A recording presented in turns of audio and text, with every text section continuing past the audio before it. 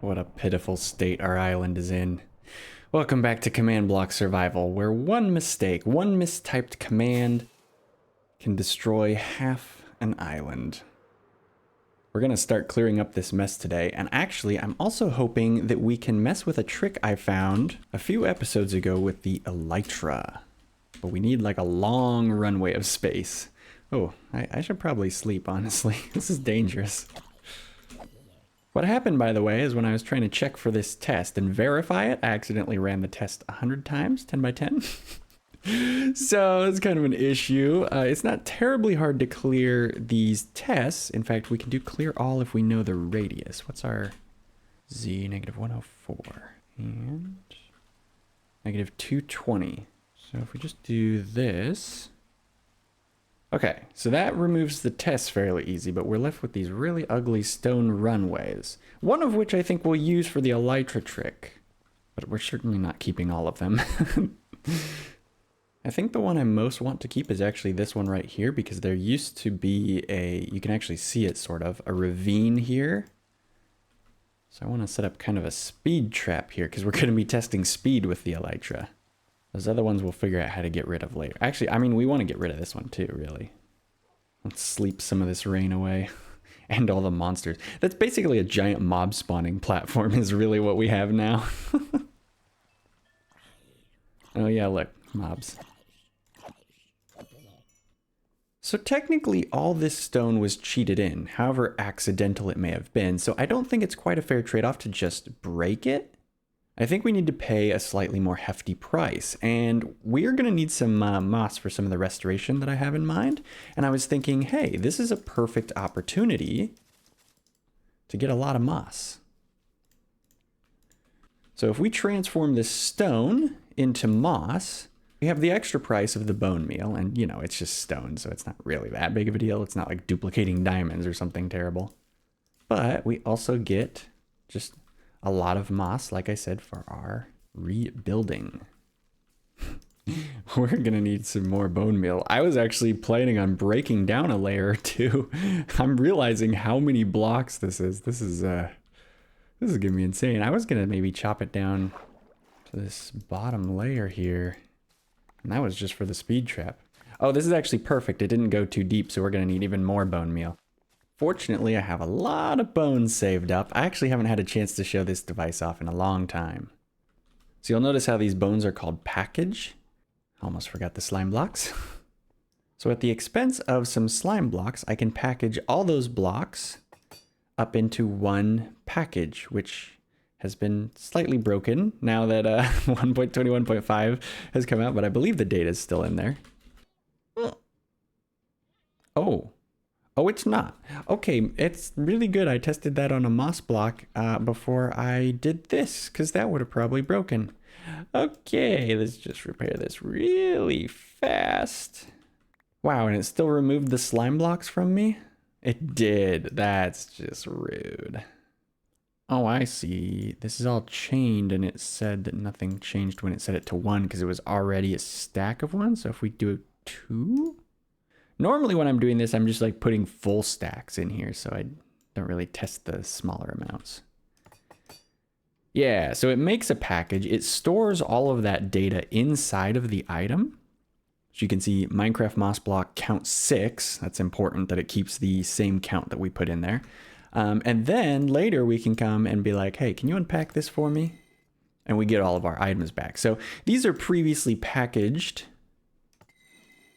And look at that, full stacks of bones, and I'm realizing I don't have the space. Classic. I think I fixed the bug. There's one in there, and it says hi. Okay, I just had to change this to a merge instead of a set, so that way it's always gonna merge the data, even though the data's already there, basically. Okay, cool. Oh my word, this takes forever to break. I think I need to go uncap the beacons. I don't even know. Oh, wait. Actually, I do know where they are. Oops. Yeah, so this covered up a skylight. Oh, that's not a beacon. Maybe I don't know where they are. You know, there's a famous saying by Abraham Lincoln where if he had 6 hours to cut down a tree, he would use the first 4 sharpening the axe. Wow, first try. And he was sort of exaggerating to prove the point of don't just, you know, mindlessly whack at a tree when you can actually go down to the deep slate layer and turn your beacon on, I think is kind of what he was getting at there. 221. Oh. Well, this is kind of obvious. I forgot that was there. Okay. Making sure not to break the blocks from below so that we actually have the trade-off intact there. Sweet. Speed and haste. Definitely going to want both of those.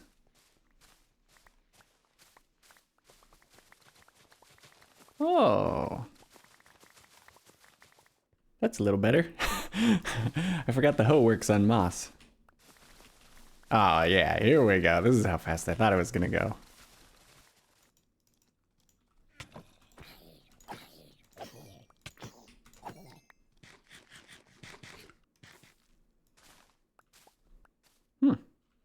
Moss can jump gaps. I didn't know that. Interesting.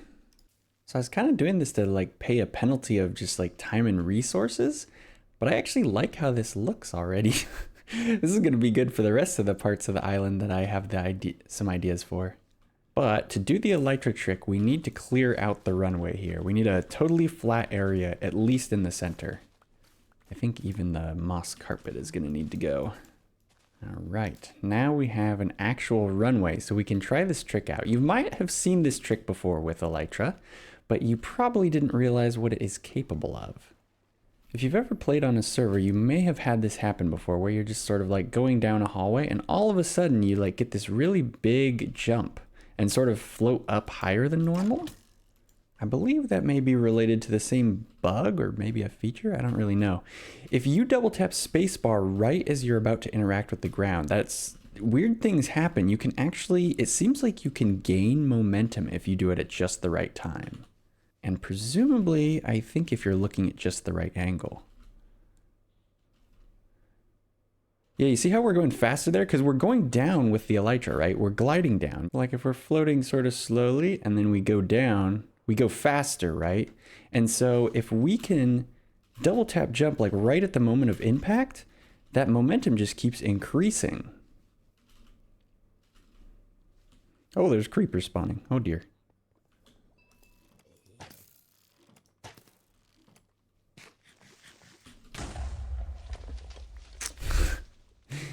Phooey. Well, wow, it blew up that tree. There used to be a sort of a tree that, here, I'll put up a picture. It went over the path, and honestly, it was kind of ugly. So part of me is glad that it got blown up. Definitely didn't do that on purpose, but you know. You know, there's another trick with Elytra that I suppose you probably know about, but if you hit double jump right at the peak, you can actually get up 1.5 blocks. There's some weird stuff with Elytra. Anyway, so for that specific trick, I want to set up a speed trap because I want to compare it to some of the other speeds of like how fast you can go on certain things in game and see if this is maybe the fastest. And we'd have an objective way of measuring like which method, you know, is letting us go faster. So it should be pretty easy to set up a speed track. Yeah. Okay, so that is giving us our motion tag. As we move around, the numbers change, but it only works if we are in range, I think. Wait, why aren't those numbers changing? Oh, what? It only tracks it if we're in the air? Okay, that's kind of weird. Okay, this is stupid not even be able to get the ground speed. Oh, hi. So we need 1 redstone block here to finish my contraption. So I set up something that will hopefully be closer to an actual speed trap. So that first one, if we pass sort of an invisible line, it'll set a redstone block here, which will then tell us how long it took us to get to this location. We need to make a scoreboard objective really fast. Playtime like that. And like that. It'll tell us 25. It took us 25 ticks to get from the first part of the speed trap to the other one, which is 10 blocks, by the way. So keep in mind we have speed 2 for all of these. So let's just walk forward. And that is going to be a speed of 29. Okay. 29 ticks to get all the way there. 23 for sprinting. Let's see about normal elytra gliding. 11. And then let's try and sonic boom this. Oh, I missed it. I'm going to try and punch it right as I get right. Ooh, 6. Okay. It took 6 ticks if we use the firework right at the speed trap. So my question is, can we reach those speeds without fireworks, or can we potentially even go faster? 11. So that's actually just as fast as regular gliding, which is still impressive when you think about it, but I wonder if we can go faster. I've definitely managed to go faster, and I'm not totally sure how. Oh, there we go. Picking up speed. Oh, what? It didn't count. I jumped above the... Oh. We should probably modify that. It's DZ -5 right now, but if we add DY, we'll say 2. Hopefully that'll catch us when we're higher. Ooh, 46. So repairing a command block takes about 46 ticks. I was paying attention to the angle though. It was about this. Not like straight out, but like kind of down at the... Oh, I killed it at the end. Are you serious? 12. Ah, that's still elytra gliding speed. Just out of curiosity, there's some other things I want to test now that we have a speed trap. Oops. This guy isn't going to win any prizes, but skeleton horses, I believe, have a standardized speed. 21. Oh, that's not very good. Boat time. Oh, wow. 11? There we go, 7. Wow, okay, so firework elytra speed and boat ice speed are basically the same.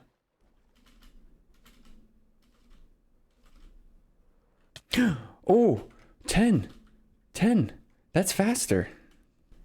Okay, so I changed 2 things. I looked down a little bit more, and I was also not instantly double tapping.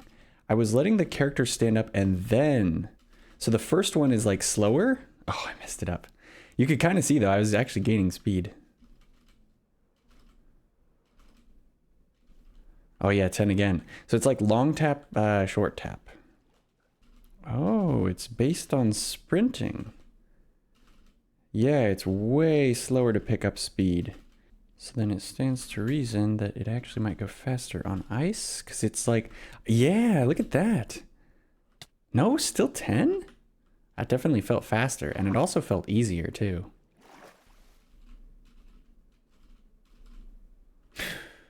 Oh, that was fast. I added ceilings in the hopes that it would do the same thing that like jumping with ceilings does, where it kind of speeds you up because you hit the ceiling and you have to come back down. 9 again, wow. If you time it just right so your head bounce like goes down, 9 is really hard to do, and you definitely need a ceiling for it. But you can get to gliding faster than gliding speed without rockets. Like, that's crazy. I'm going to show you the setup here. Well, here, let's start at the beginning, just in case you want to do this yourself. So these commands will be in the description. Make sure the chain blocks are conditional. And the main thing here is that it is 10 blocks apart. So 1, 2, 9, and on the 10th block is where this repeating one is placed, and it needs redstone. That's how it's able to do the whole loop. If we wanted higher precision, we could space the blocks out farther, 20 blocks instead of 10 or something. And then we'd have to, double all these scores. I've been keeping track of them. And 9 is the fastest for the elytra jumping, or skipping, I think some people call it.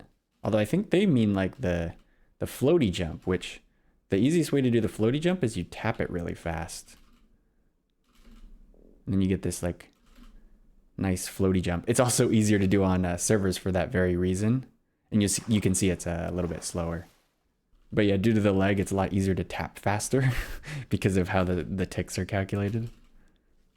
So all of this might be a lot easier on a server. I don't know. Anyway, we should probably move on to something else here. I'm going to probably run a few more of these in the background because it's actually pretty fun trying to race against myself.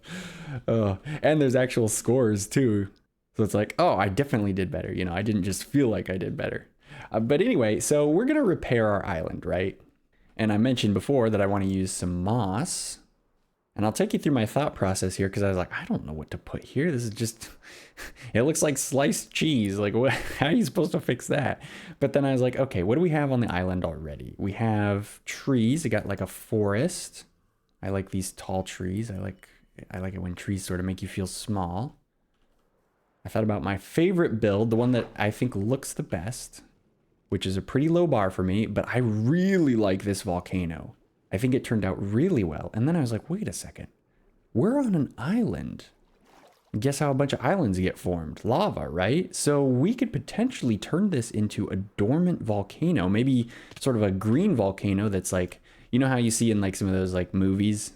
And there'll just be like a mountain and it's like totally green, but it has that sort of volcano shape.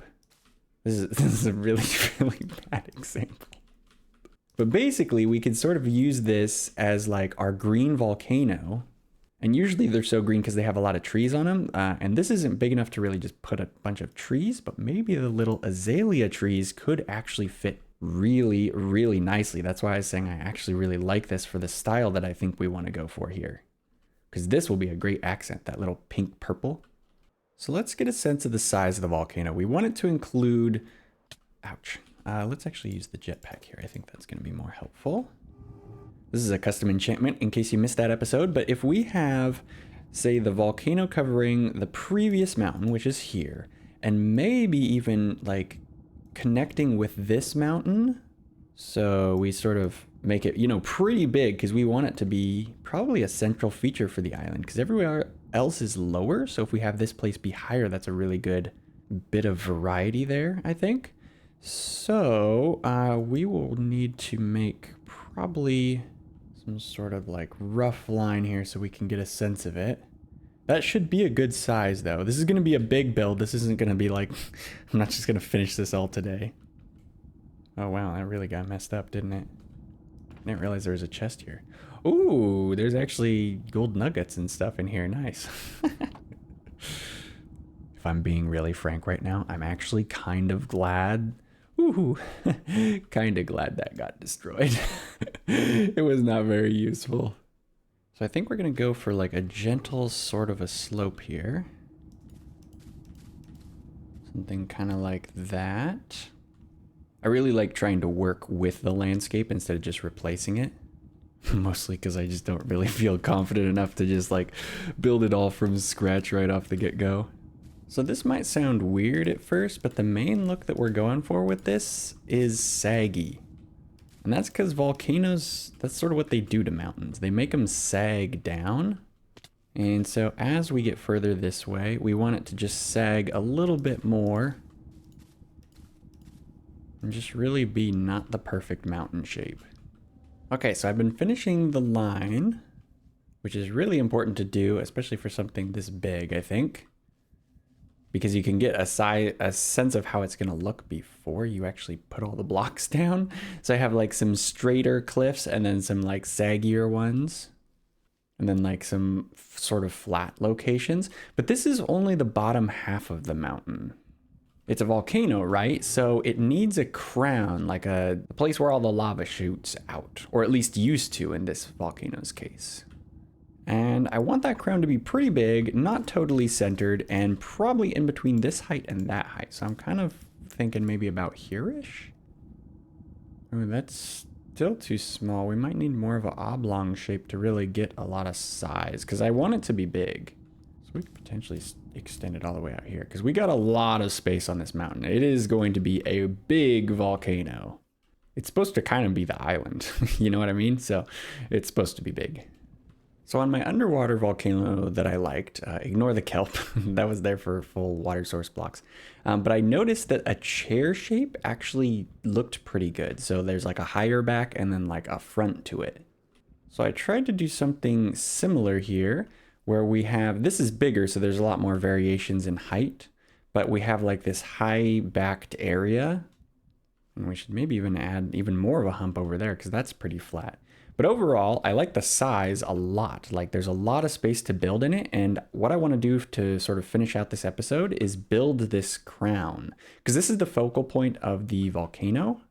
And all the rest of the building is going to be based around this. So, you know, all the paths down, we're going to do tunnels. Not today, but like you can see.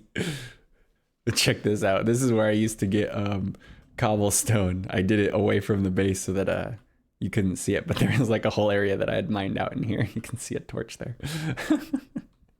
But actually on the subject of tunnels, part of the reason I'm so excited about this idea is like, if we look down here, I already made this stuff, right?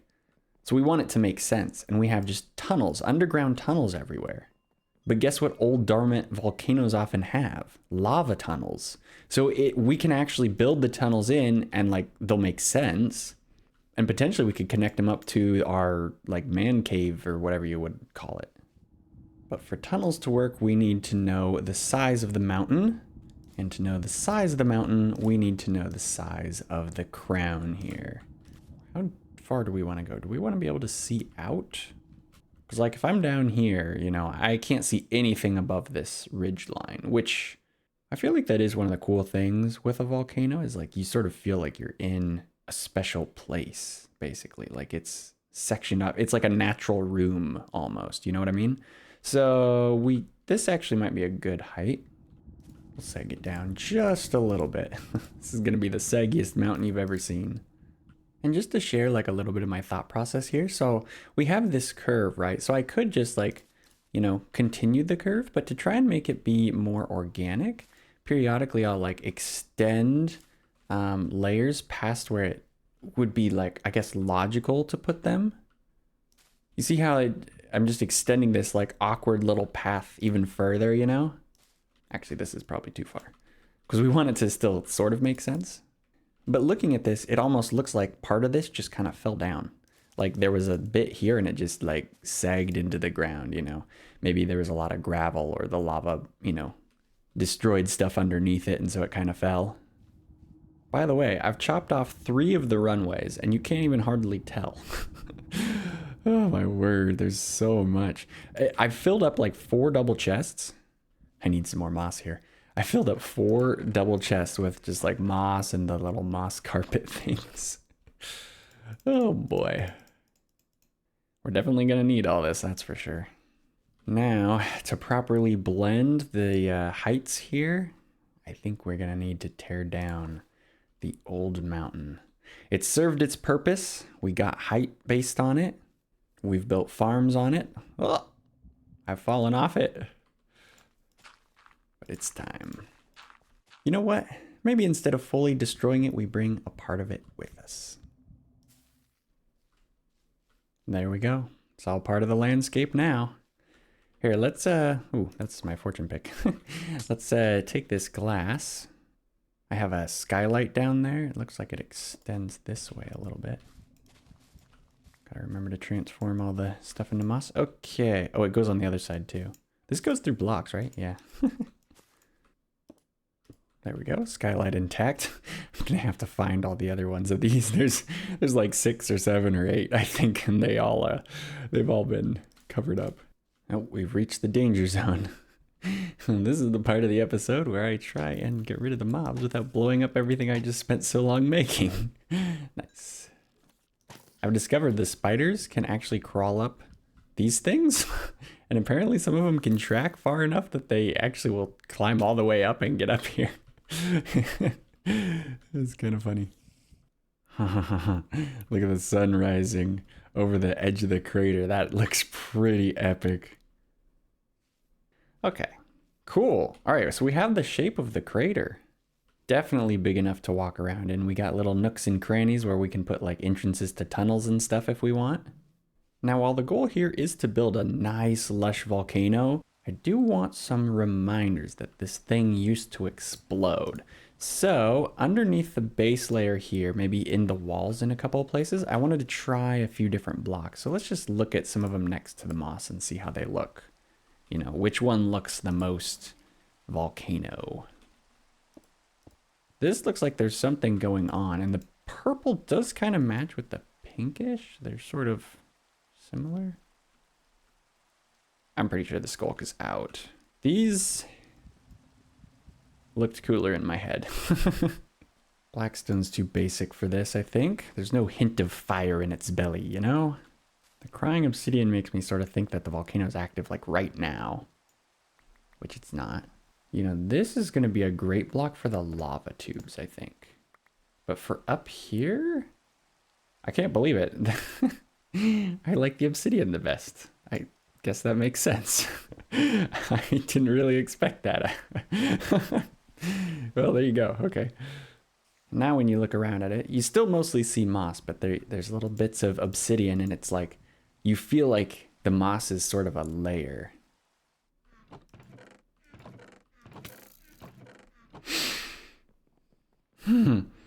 They're sneaking in. We have a breach. There's a creeper in here. Oh my word, that's dangerous. Oh, I see. They just kind of fall down. Okay, I'll need to block that up. There's another one.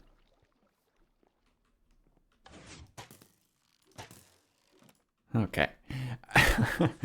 I was just getting some lights because we're starting to need lighting, as you can tell by all the mobs. None of the blocks really look natural, and we might not have a natural solution. I kind of like the hanging one. Lanterns might work. We'd probably need to hang them, but I have one idea that might be kind of clever. I was thinking maybe we could make a tiki torch. Doesn't really match, does it? Oh. That's kind of nice. Wait, if I did it with blue.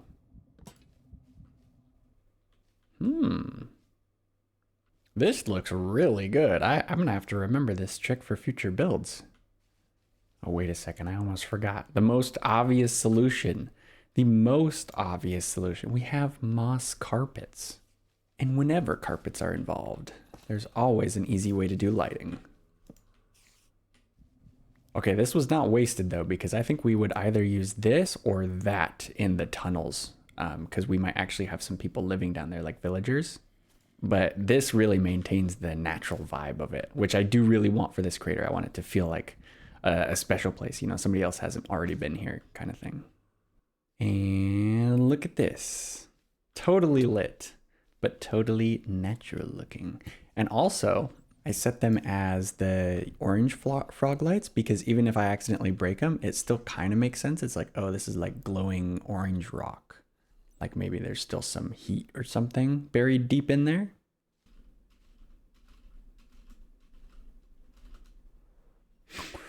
Eight. So there is a trick to it. So I think I understand this trick a little bit better. It's all about maximizing your time gliding down. And if there's too much time like floating up, ooh, we got a 9. You sort of lose speed. So here you have it. These are the final scores. Walking is 29, running is 23, and elytra gliding, like when you're actually gaining momentum, is 11. And I'm calling it the open glide hop because I don't know what the actual name for it is also 11. So that's when there's no blocks above you. And then I called it the cave glide hop. The best I got, whoopsie, was 8 when there's like blocks. And so obviously the firework, like when you actually are using the firework, and the ice boat are the fastest of the things I tested. But again, this is in the description. So if you want to do a speed test, you can. Don't forget I have speed 2 beacons. Just make sure the distance is correct. It's 10 blocks apart. If you want more precise numbers, again, 20 blocks or more. But to put it simply, this elytra technique is going to be double the speed of walking. Even if you use the really easy version where you just like spam jump. Oh, the other thing I should mention is it doesn't use very much elytra durability because technically speaking, you're not actually gliding the whole time. You're in a jump animation when you go up. And if you time it right, you're actually, a lot of your ups are, oh, that's a creeper. A lot of your going up is in a jump animation instead of the Elytra animation, because the Elytra one is what slows you down when you're going up. So like with Unbreaking 3, I just went there and back and my durability didn't go down. It's a pretty good thing. Definitely recommend trying that out if you are trying to cover distances and you don't want a lot of setup. Very cool trick to have in your back pocket. So let's finish up this here as soon as I remember to grab bone meal. And so to kind of finish this off, I just want to bone meal the area, get a few azalea trees, or bushes I mean, and really just beautify this place up. And look at that. It's actually a really nice looking area. We started out with these little pancake slices and we turned it into something that actually fits with our island. And honestly makes other parts of the island like the volcano and the tunnels make more sense than they did before. Which I think is really just the mark of our awesome idea. Well, that is going to do it for me. I hope you guys enjoyed this episode. I hope you enjoyed that Elytra Trick. It was pretty fun to mess around with. I've been wanting to try and figure that out for a while. I was surprised how effective it was, actually. And honestly, I've been meaning to make this half of the island look better for a long time, but it took quite a catastrophic event for me to actually do something about it. But look at the results. This is awesome. I love how this looks. And we got a lot of flexibility, a lot of functionality, because tunnel space is going to be very space efficient. We can put all kinds of stuff down there. But yeah, like I said, that is it from me. So I will see you guys in the next one. And feel free to try out the speed trap on your own. Might be kind of a fun little experiment in a creative world. But yeah, like I said, that's going to be it for me. So I'll catch you in the next one. Later.